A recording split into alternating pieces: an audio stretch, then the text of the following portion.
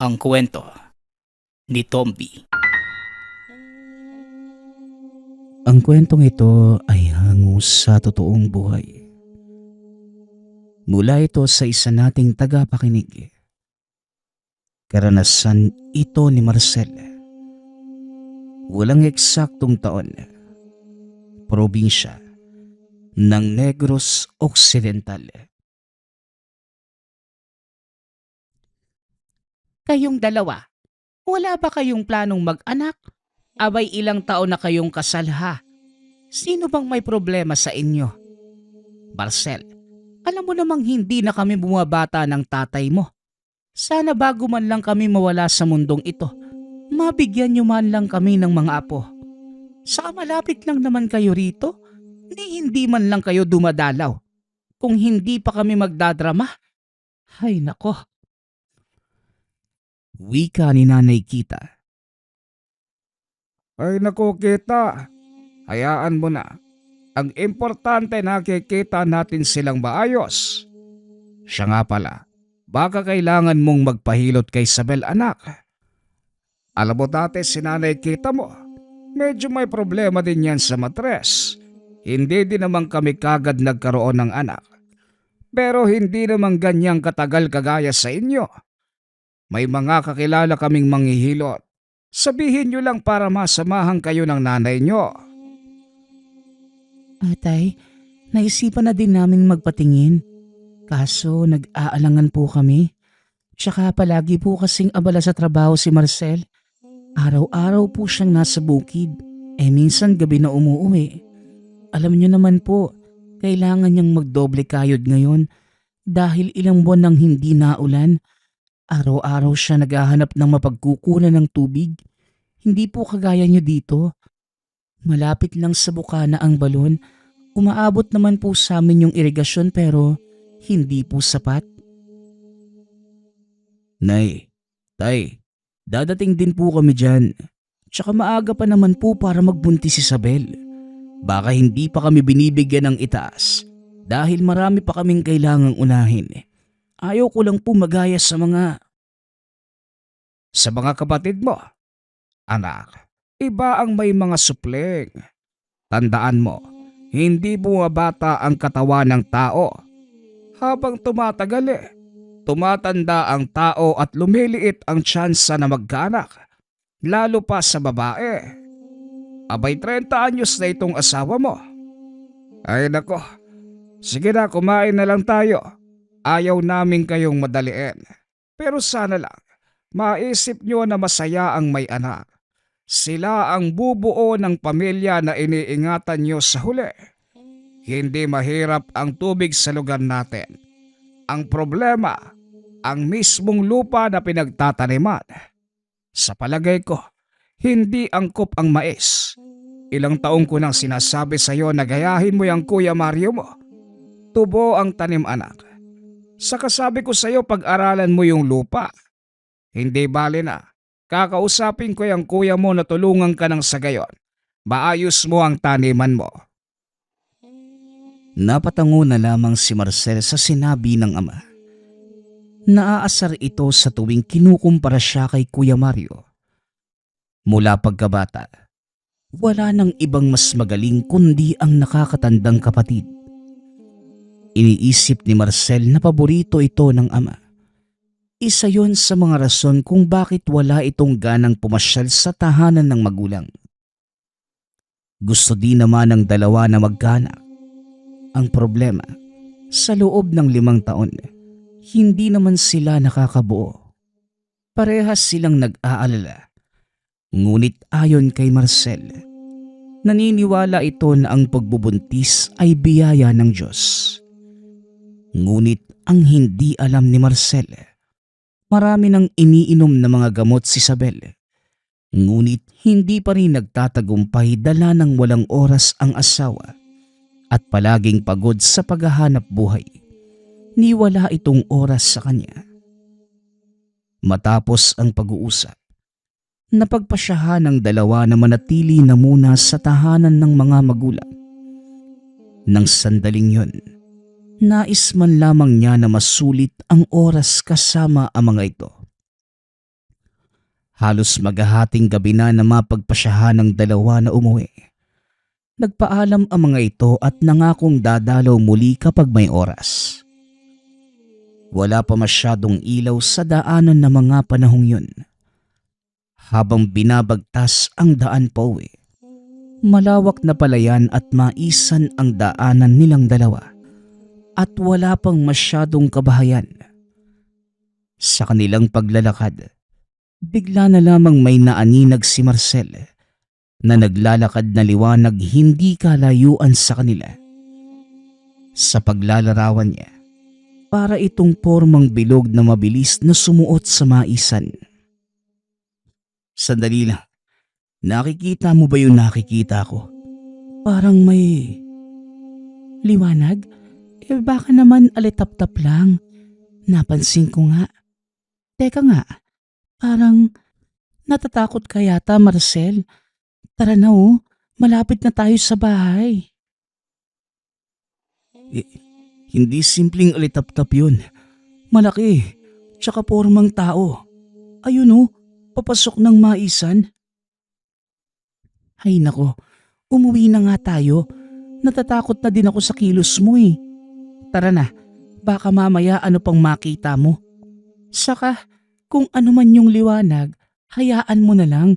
Mabuti nga't may bantay ang maisa natin nang mamunga ng maayos, no?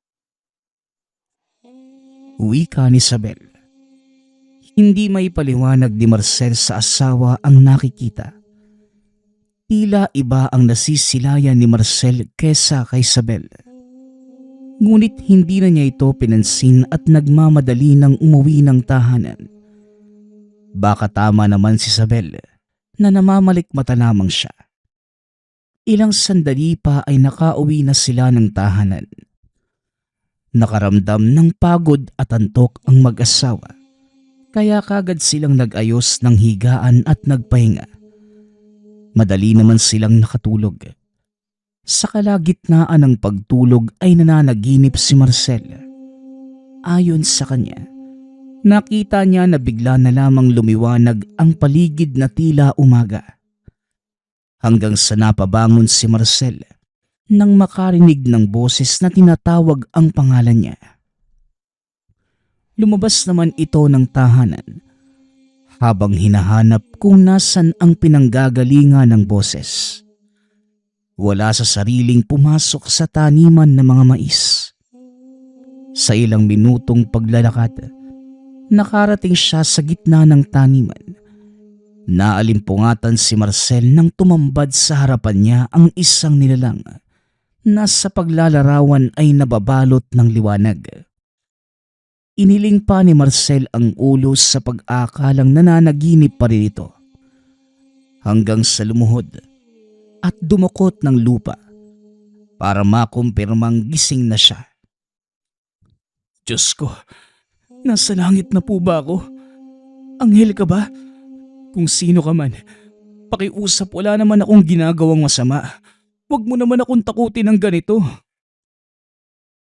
Wika ni Marcel. Nakakatuwa ka naman, Marcel.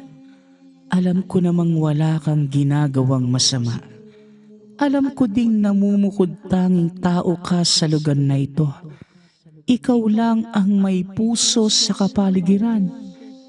Nakikita ko ang ginagawa mo.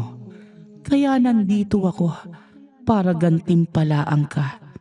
Tanggapin mo ang munting regalo ko sa iyo at sa asawa mo.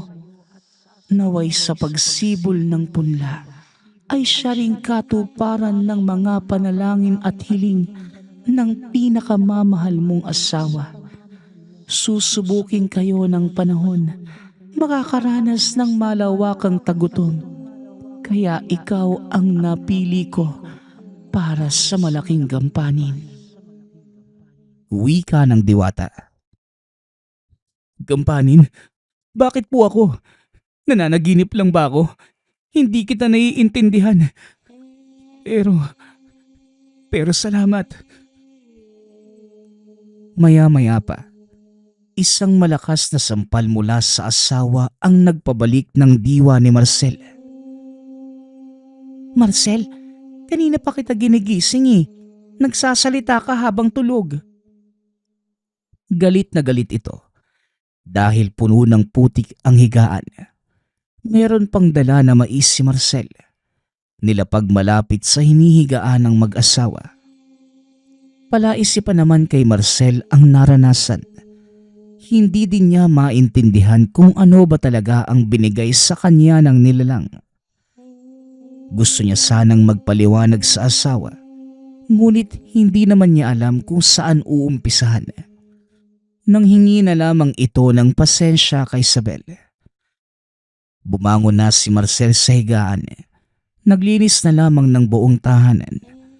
Maging sa sala ay nagkalat ang mga tangkay ng mais. Matapos na maglinis, tinabi niya ang mga butil kasama ng dahon bigay sa kanya ng nilalang. Lumipas pa ang mga araw. Naging abala muli si Marcel sa mga gawain. Ni hindi niya namalayan ang paglipas ng oras. Hanggang sa isang umaga, nagpunta si Kuya Mario sa tahanan. Pumasyal para sana makausap si Marcel patungkol sa kumakalat na pandemya sa mga pananim, partikular sa mga mais. O kuya, napadalaw po kayo. Maaga pong nag-ikot si Marcel sa maisan. Hindi po ba kayo nagpang-abot? Dito na lang po muna kayo.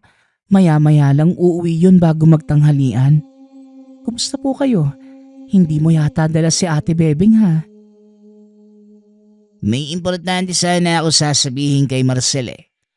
Hindi ko sigurado kung alam na ng asawa mo ang balitang kumakalat na pandemya sa mga pananim na mais. Masyado kasing nagmamagaling yung asawa mo. Ilang beses ko nang sinabi sa kanya, hindi magandang taniman ng mais ang lugar na ito. Nandito ako hindi lang para sa problema. Nakiusap yung tatay na kausapin ko siya. Baka sakaling matauhan. Tugon ni Kuya Mario. Kuya, kayo na lang po yung kumausap. May hintay niyo po ba siya? Kung hindi, bumalik na lamang po kayo. May gagawin din po kasi ako eh. Nang madinig si Isabel, hindi na nagsalita pa si Kuya Mario at kagad nang tumalikod.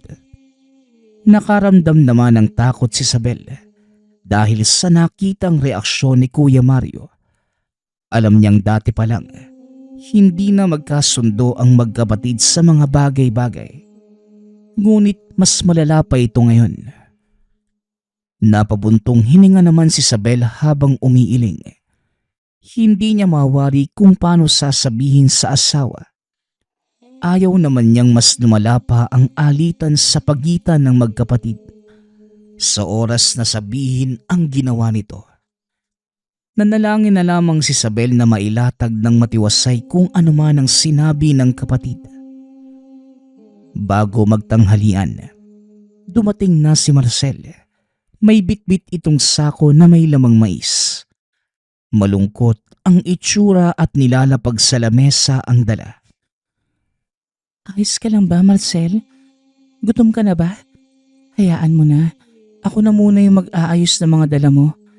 Mag-ayos ka na makapanghalian na tayo at makapagpahinga ka na. Hindi na namumunga yung mga mais. Mula doon sa dulo ng pananim, natuyo na para bang may nagsaboy ng lason. Bigla na lang nangamatay yung mga pananim natin eh. Hindi lang sa atin, maging sa kabilang bahagi ng taniman. Isabel, nalulungkot ako at baka hindi tayo makaani ng maganda ngayong taon. Kinakabahan na ako sa susunod na anihan. Pero huwag kang mag-alala, hahanap ako ng solusyon para dito. Ganun ba? Hindi bale, may awa ang Diyos. Pagsubok lang sa atin yan. Ay siya nga pala, dumaan dito kanina si Kuya Mario mo. Wika ni Isabel. Ikwinento ang lahat ng nangyari kanina. Pagkatapos, inayos na ni Isabel ang mga dalang mais na nasa sako ng asawa. Ilang saglit pa ang lumipas Habang abala si Isabel sa pag-aayos ng lamesang paglalatagan ng tanghalian, nag-aayos naman si Marcel ng mga gamit. Hanggang sa nakita ang mga butil na naitabi kanina, nagkaroon na ito ng maliliit na ugat, indikasyon na pwedeng ipunla ang buto. Natuwa naman ang loob ni Marcel nang maalala ang panaginip. Sumagi sa isipan ang mga bilin ng diwatang nagbigay sa kanya ng buto. Inisip niya ng maigi kung saan ito pwedeng itanim. Nag-aalala man na baka hindi sumibol, ngunit tila may bumubulong sa kanya na ituloy ang gagawin. Matapos ang tanghalian, nagpaalam muli ito sa asawa na mag-iikot sa taniman. Ni hindi nito sinabing magpupunla siya ng mga buto at ang tanging paalam lamang ay aayusin ang lugar. Oh, masakit pa ang sikat ng araw, Marcel. Saka kakatapos lang nating magtanghalian na. Mag-iikot ka kagad. Pwede ba akong sumama? Para naman makatulong ako sa'yo kahit papano. Wala na din naman akong gagawin pa rito. Ikaw na din ang nagsabing mainit, di ba? Saka sandali lang naman ako, mahal. Hindi ako magtatagal. Walang tao sa bahay kung sakaling babalik si kuya. Ayos lang ako. Huwag kang mag-alala. Sige na at baka abutin pa ako ng gabi. Wala namang nagawa si Isabel kundi sumang-ayon sa asawa. Kahit labag sa kalooban, sinunod niya si Marcel. Nakasunod lamang ang mga mata ni Isabel habang papalayo ang asawa. Ilang sandali pa ang lumipas nang matapos magligpit sa tahanan. Napagpasyahan ni Isabel na matulog. Tapos na ang lahat ng gawain sa tahanan. Hinayaan niyang nakabukas ang pinto at mga bintana. Kumuha ng unan sa silid at sa sala na tulog. Mabilis naman itong nakatulog dahil masarap ang hangin na galing sa labas ng tahanan. Sa kalagitnaan ng pagtulog, nanaginip si Isabel. Ayon sa kanya, tila may humawak sa kanyang puson. Hindi niya maintindihan ang pakiramdam ngunit sa loob niya, alam ni Isabel na merong kakaiba. Maya-maya pa, bigla siyang nagising sa tawag ng pamilyar na boses. Naroon sa labas si Kuya Mario. Ayon kay Isabel, mukha ng demonyo ang tingin niya kay Kuya Mario. Iniling ni Isabel ang ulo at biglang kinabahan. Kagad nang pumasok sa tahanan si Kuya Mario. Ano? Nasa na ang asawa mo? Sinabihan mo ba siya na pupunta ako? Kinalimutan mo yata eh. Palibhasa wala kang pakialam sa pamilya mo. Ni hindi ka nga makabuo ng anak. O Isabel, sabihin mo ito sa asawa mo. Sa ayaw niya't sa gusto. Tataniman ko ng tubo ang lupaing to ng mapakinabangan. Palibhasa kayo lang yung nakikinabang sa mga ani niyo eh. Pagkatapos magsalita sa harapan ni Isabel, bigla na lamang itong natigilan na tila may nakita sa loob ng tahanan at sa sobrang takot, tumakbo ito habang sumisigaw. Halimaw! Halimaw! Tulong, may halimaw! Nagtataka naman si Isabel, napabuntong hininga at sa isipan. Sasabihin na niyang lahat sa asawa pag-uwi. Hanggang sa bigla na lang kumirot ang puso ni Isabel. Alam niya na meron talagang kakaiba sa katawan. Ngunit binaliwala lamang niya ito. Naiisip na baka bunga lamang yon ng mga sinabi ni Kuya Mario. Lumabas na muna si Isabel upang mapakalma ang sarili. Maya-maya pa, nakita niya ang asawa na may dala muling sako na puno ng laman. Nakangiti niyang sinalubong si Marcel at tinulungan sa mga dala. Tila nawala na ang nararamdaman nang makitang nakangiti si Marcel. Hindi kagaya kaninang umaga. Sa pagpapatuloy ng kwento, Pinakalma na muna ni Isabel ang lahat bago sinabi ang mga karanasan sa kapatid. Ayon sa salaysay nito, maging siya ay hindi makapaniwala sa ginawa ni Kuya Mario. Hayaan mo na, Isabel. Bukas na bukas. Ako na mismo ang kakausap sa kanila. Ayos ka lang ba? Naku, may sakit ka ba? Pasensya na kung hindi kita natutulungan sa gawaing bahay ha. Huwag mo na ding isiping si Kuya. Pangako, ayusin ko ito. Ayos lang ako. Pero syempre, hindi ko maiwasang mag-alala. Ganun na ba kalala yung alitan yung dalawa? Kung magsalita siya, parang gusto niya akong patayin eh. Sana maging maayos na, Marcel. Sige na, Bigla na lang nawala ng malay si Isabel. Sa taranta ni Marcel, binuhat niya ang asawa papunta sa sentro. May kalayuan sa lugar ngunit laking pasasalamat nang maabutang bukas ang center ng barangay. Kagad naman itong pinahiga si Isabel at sinuri. Ayon sa kaharap, wala namang dapat ipag-alala. Lahat ng nangyayari, bunga lamang ng pagdadalang tao ni Isabel. Nanlaki ang mga mata ni Marcel sa nadinig. Ang kaninang takot, napalitan ng pagkasabik at tuwa. Pinagpahinga lamang ni Marcel ang asawa at makalipas ang ilang sandali, nagising si Isabel at napatanong kung nasan sila. O dahan-dahan lang po, baka mapano ka. Binabati kita, misis. Magiging nanay na po kayo. Bibigyan ko kayo ng mga bitamina. Bumalik na lamang po kayo rito para sa gagawing pagsusuri. O siya, mauuna na ako sa inyo ha. Paggabi na. Pasalamat kayo at naabutan niyo ko dito kanina. Kung hindi, baka hindi na natignan ng asawa mo. Wika ng doktora. Napapaisip man si Isabel, ngunit mapapansin sa ngiti ni Marcel. Sigurado siya na may magandang balita na dumating. Madilim na nang mapagpasyahan ng dalawang umuwi. Sobra ang pag-aalalay ni Marcel sa asawa. Hinahawakan niya si Isabel habang binabagtas ang maisan. Ilang sandali pa, nagliwanag ang buong lugar na tila may nakikisabay sa saya ng paligid. Nagtataka na namamangha si Isabel, habang si Marcel naman, todo pasasalamat.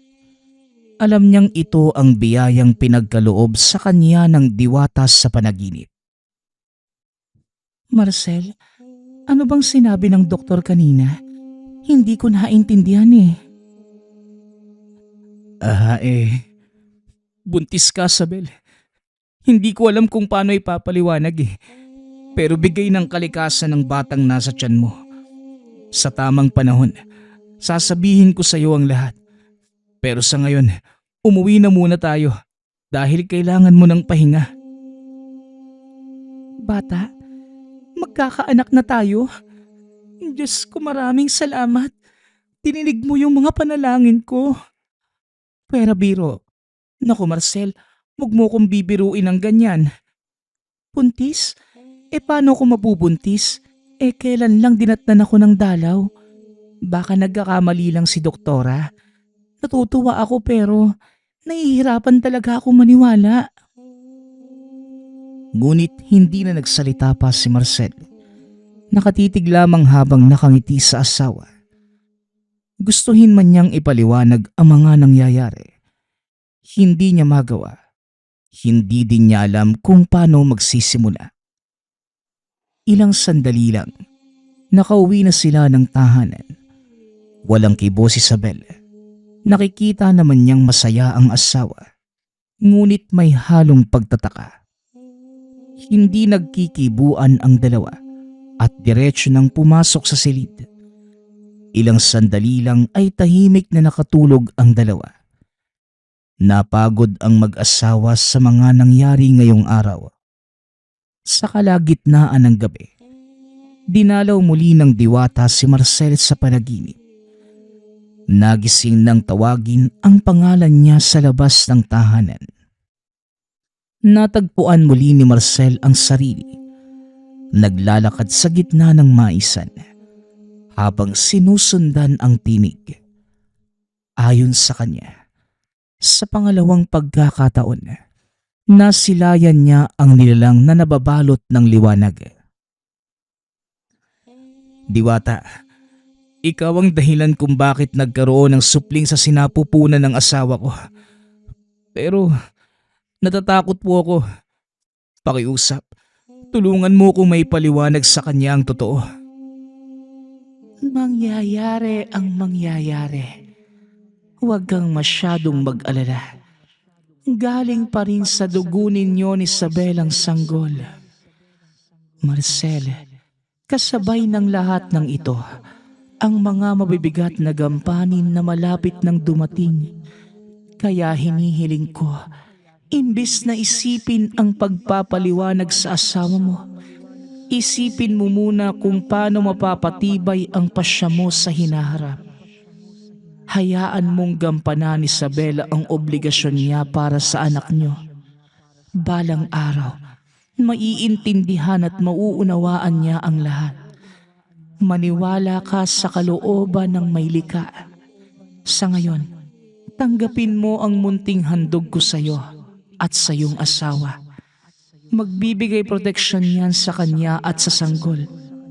Tandaan mo, maniwala ka sa kapangyarihan ng may likha ng mundo. Maniwala ka. Wika ng Diwata habang unti-unting nawawala sa harapan ni Marcel. Napahagulgol na lamang ito, kasabay naman ng malakas na sampalang asawa. Imbis na matakot, nagalit si Isabel kay Marcel. Naghakot muli ito ng putik sa silid, maging sa loob ng tahanan. Bumangon si Marcel at nanghingi ng paumanhin. Naiintindihan niya ang kakaibang pakiramdam ng asawa. Mabigat ang loob ni Marcel dahil iniisip pa rin niya kung paano ito ipapaliwanag kay Isabel. Ilang sandali pa, nilinis na ni Marcel ang mga kalat at dumi. Habang si Isabel naman, nasa kusina at nagluto na ng almusal. Nagising ito dahil sa sobrang gutom. Naalala niya na hindi pala sila nakapaghapunan dahil sa mga nangyari. Parehas na nakasimangot at hindi pa din nag-uusap. Samantala, pagkabalik sa silid, nakita niya ang balabal na bigay ng nilalang na sinabing ipasuot sa asawa. Hawak na niya ito nang madinig ang daing ni Isabel sa kusina. Nagmamadali niya itong pinuntahan at naabutan habang hawak ang tiyan. May bumubulong kay Marcel sa mga dapat gawin. Gamit ang balabal, nilagay niya ito sa likod ng asawa habang inaakay pa upo. Mahal, huwag ka na munang magkikikilos. Hindi maganda sa'yo na mabigat yung kalooban. Patawarin mo ko kung hindi ko maipaliwanag ang lahat. Sa ngayon, pakiusap, maniwala ka na magiging maayos yung anak natin. Gustuhin ko mang kumalma, Marcel. Pero hindi ko magawa. Patawarin mo ko kung bakit ganito. Hindi ko talaga alam ang nangyayari. Siya nga pala, bago ko makalimutan, pumunta na naman si Kuya Mario kahapon. Puntahan mo na lang kaya para makapag-usap kayo na maayos. Galit talaga sa'yo eh. Nagsisigaw pa ng halimaw sa bahay. Samantalang ako lang naman yung kaharap niya. Saka kaninong balabal ito? Gawa sa sutla. Maraming salamat ha. Gumaan na ang pakiramdam ko. Baka kailangan ko lang talaga na masabi ang saloobin ko. Huwag mong iwawala to ha. Kapag masama ang pakiramdam mo, gamitin mo lang to. Bigay ito ng kaibigan ko para sa proteksyon. Basta, kapag nakaramdam ka ng kakaiba sa katawan mo, gamitin mo lang yung balabal. Saka huwag mo nang alalahanin si Kuya Mario. Ako nang bahala doon.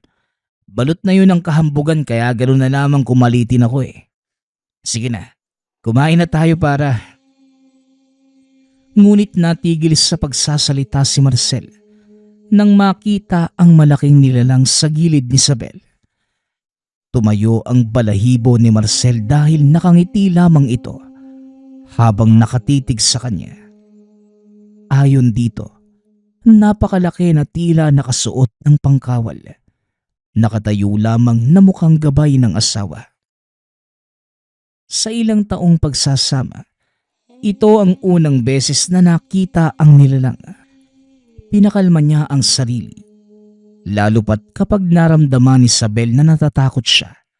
Ganon din ang mangyayari sa asawa. "Oh Marcel, ayos ka lang ba? Anong problema? Bakit parang nakakita ka din ng halimaw? Ano?" Napatingin pa ito sa paligid para malaman ang tinitignan ng asawa. Ngunit nanahimik na lamang si Marcel habang nilalagyan ng kanin ang plato. Kumain na ng tahimik ang mag-asawa, ngunit panay pa rin ang tingin sa katabi ni Isabel. Nang matapos, napagpasyahan ng dalawa na maglakad-lakad. Bago pa man tumaas ang araw, nalibot na nila ang buong lugar. Nanlulumo si Marcel habang nakikita na unti-unting nagpapalit ng kulay ang mga dahon sa karatig pananim. Ang dating mga kulay berde, naging dilaw na indikasyon na meron ng sakit. Sa paglilibot, nakita nila ang mga taong papalapit sa kinaroroonan nila. Huminto na lamang din ang dalawa upang hintayin ang mga ito. Ramdam nilang sila ang lalapitan kaya pinili na lamang nila na manatili sa kinatatayuan. Magandang umaga sa inyong dalawa. Kayo talaga ang sadya namin sa lugar. Kailangan namin kayong makausap. Marcel, kinausap kami ng kapatid mo. Ikaw ang sinisisi niya kung bakit nasira ang mga palayan na nakapalibot sa maisan niyo. Ang sabi niya napeste ang mga pananim niyo at nadamay ang samin. Wika ni Mang Pepe. Saglit lang po ha. Hindi naman po totoo yan. Ang pagkasira ng mga pananim nyo, bunga ng papalit-palit na panahon. Ilang taon na po ako nagtatanim ng mais. Tsaka ilang taon na din ba tayo magkakapit-bahay? Hindi ko alam kung paano kayo kinausap ng kapatid ko. Pero wag niyo sanang isisi sa akin. Mang Pepe, kaisa niyo po ako sa pagresolba ng problemang ito. Unti-unti nang nasisira ang mga pananim namin. Marcel, nag-aalala lang kami sa magiging epekto nito sa pamilya namin. Kung may alam kang makakatulong sa lahat, sabihan mo naman kami. Handa kaming makipagtulungan. Maayos lamang itong nababadyang sakit sa mga pananim. Sumang-ayon naman si Marcel sa mga kaharap. Hahanapan nila ng paraan at solusyon ang problema. Ilang saglit pa, nagpaalam na ang mga magsasaka. Naiwan ang mag-asawa na mabigat ang pakiramdam. Lalo na si Marcel. Iniisip niya kung bakit gano'n na lamang siya siraan ng kapatid. Nais niyang malaman kung bakit nang hindi na lumala kagaya ng paghahanap niya ng sagot kung paano nagkapeste ang mga pananim. Ilang araw matapos ang tagpong yon ng mga kapitbahay, tuluyan nang nangamatay ang mga nakapalibot na mga palayan sa lugar. Samantala, agaw pansin naman ang isang bahagi ng maisa ni Marcel na may kakaibang buhay. Mabilis tumubo ang punlang binhi na galing sa diwata at natatangi ang parteng yon na hindi man lamang nadadapuan ng peste. Sa kabilang banda, kinausap na din ni Marcel ang mga magulang para kumprontahin ang ginagawa ng kapatid. Ayon sa mga ito, wala namang intensyong masama si Kuya Mario, kundi makatulong. Taliwas ang sinasabi ng mga magulang sa ginagawa ng kapatid. Hindi na nagsalita pa si Marcel. Alam niyang nabilog na ni Kuya Mario ang ulo ng mga magulang. Kahit anong paninira ang ginagawa sa kanila, hinahayaan na lamang ito ni Marcel.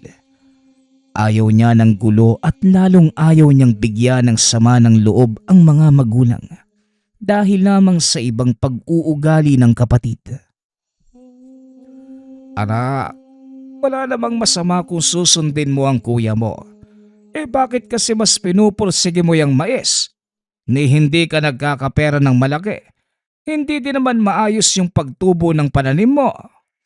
Ang sabi ng kuya mo, matutulungan ka niya kung tubo lang ang ilalatag mo. Marcel, makinig ka sa amin. Alam namin ang makakabuti sa'yo. Ibinigay yan ng ama mo dahil alam namin na mas mapapangalagaan mo. Para hindi na mag-alala ang kuya mo, sundin mo na lang ang kagustuhan niya. Para din yun sa inyo ng asawa mo. Nang matapos ang pag-uusap, kaagad na itong nagpaalam sa mga magulang at sinabi na marami pa siyang kailangang gawin. Bago umuwi ng tahanan, dinaanan niya na muna ang maisan. Inikot nito upang matignan kung anong parte ang nasira. Naawa siya sa mga nakapalibot na palayan. Sira na ang karamihan at hindi na maganda ang bunga. Habang naglilibot, hindi maiwasan ni Marcel na matuwa nang makita ang isang parte ng maisan na malago at meron ng bunga. Maganda ang mga butil ayon sa kanyang pagsusuri. Kaagad na naisip ni Marcel na himuking magtanim ng mais ang mga kapitbahay gamit ang butil na nagmula sa diwata. Ibabahagi niya ito sa mga taong kagaya niyang nagsusumikap din. Masaya itong binalita sa asawa ang nakita. Habang nasa daan, naramdaman niya na tila may nakasunod sa kanya.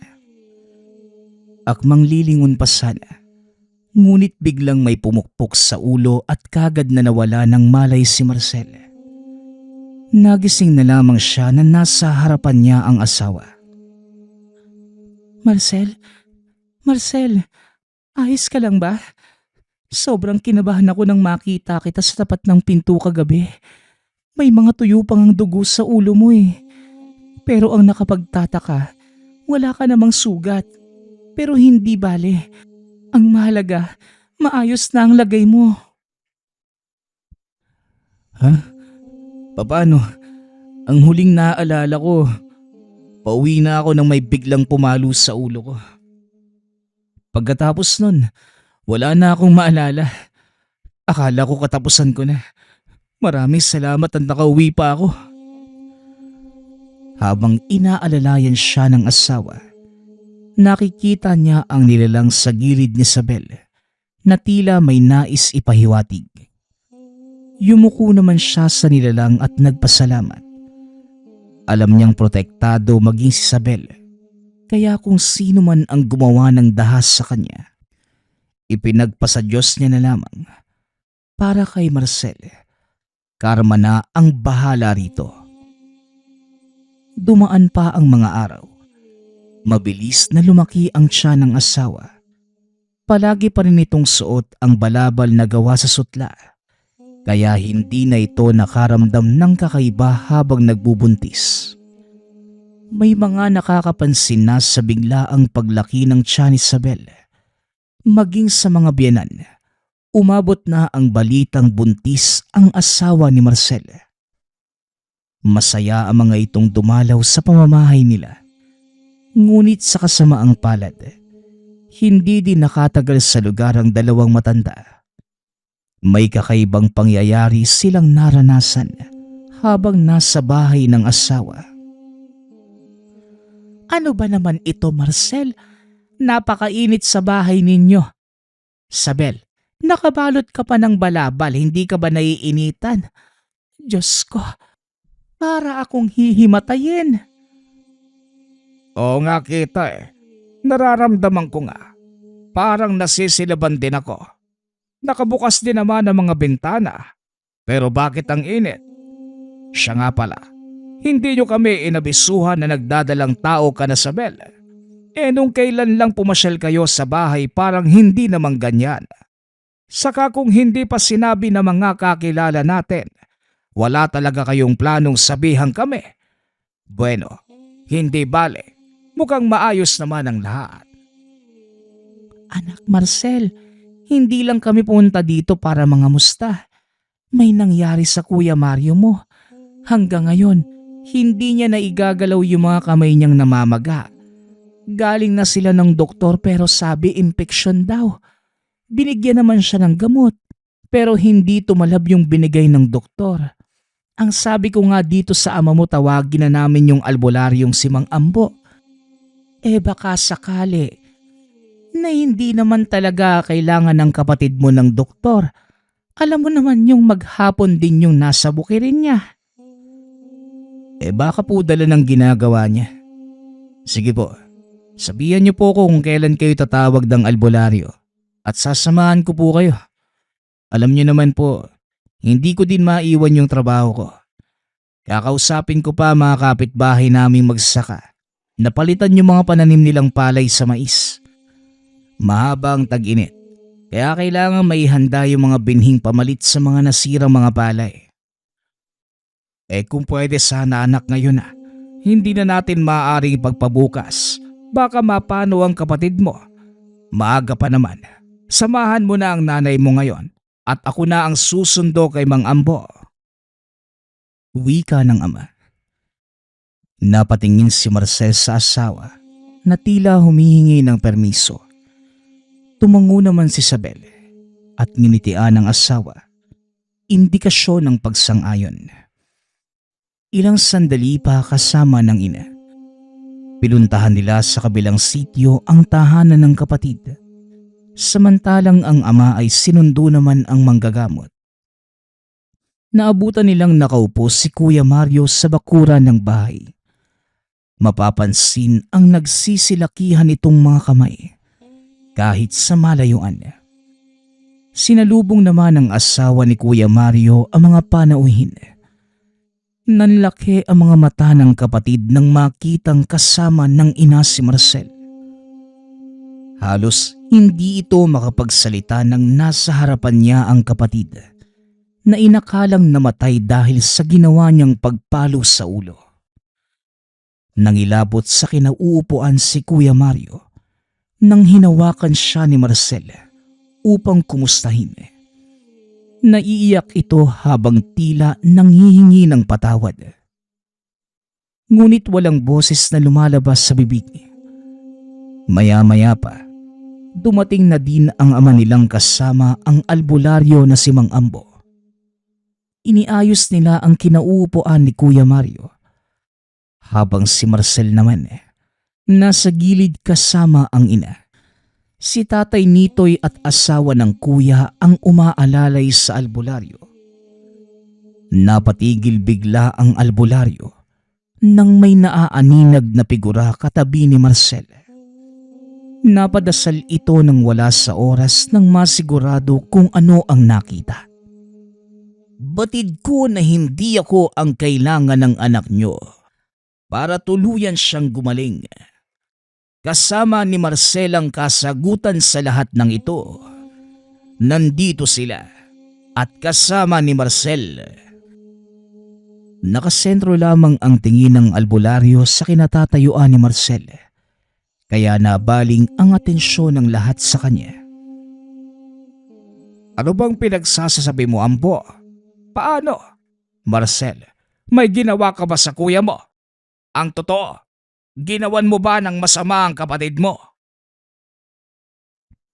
Ha? Ako? Ano naman po yung gagawin ko sa kanya, tay?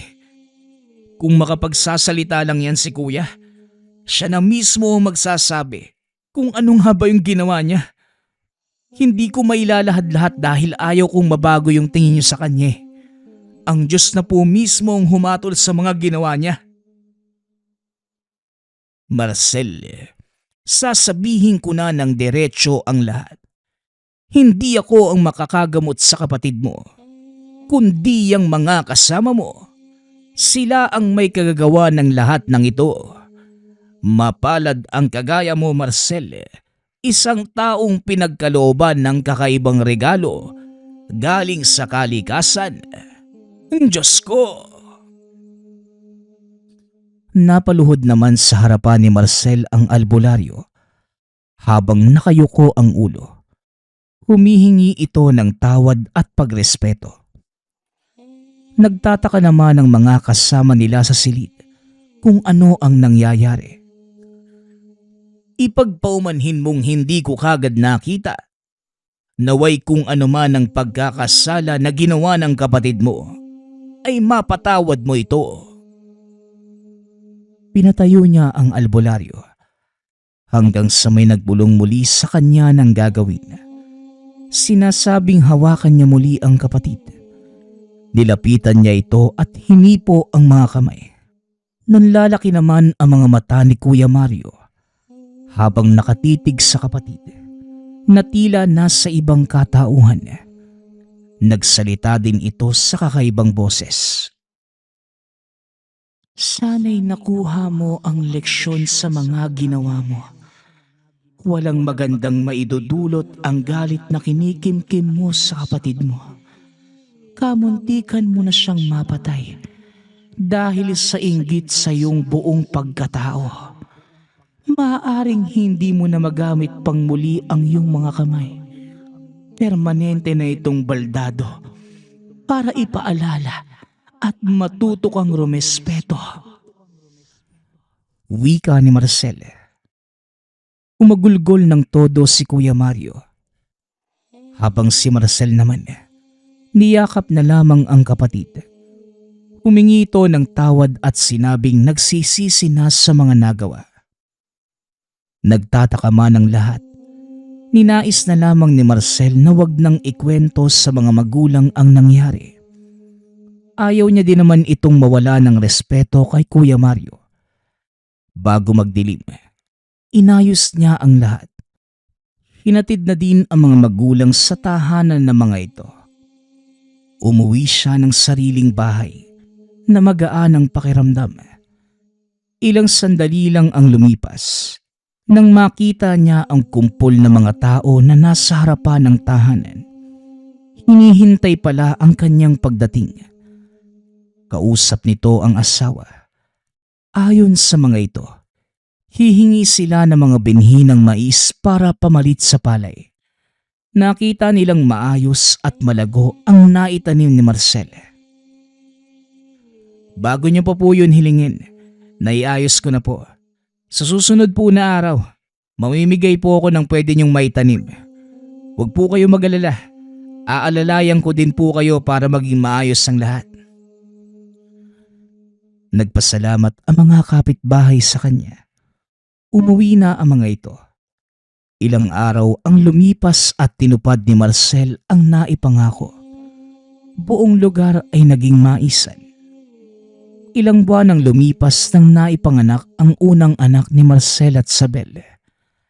Kakaiba ang bata. Maputi ang kulay ng balat. Asul ang mga mata. At may buhok na kawangis ng kulay hibla na nakabalot sa mais. Dumaan pa ang panahon. Naging maayos ang pamumuhay ng baryo.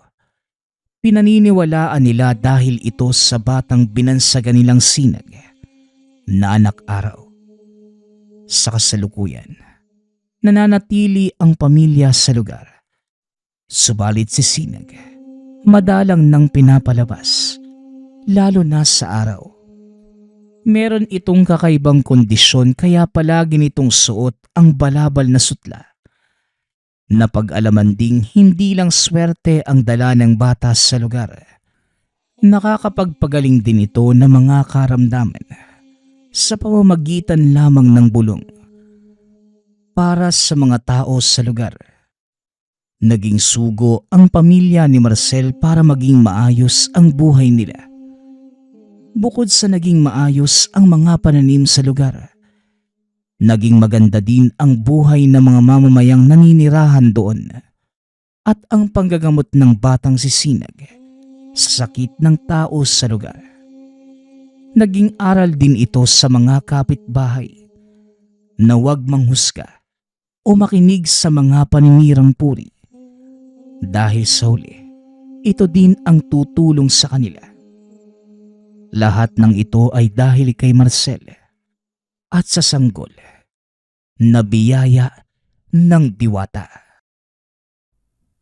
Nagpapasalamat nga pala ako sa lahat ng sumusuporta sa ating channel. Nawa ay patuloy niyong suportahan at pakinggan ang ating mga kwento. Hanggang sa muling pakikinig. Paalam.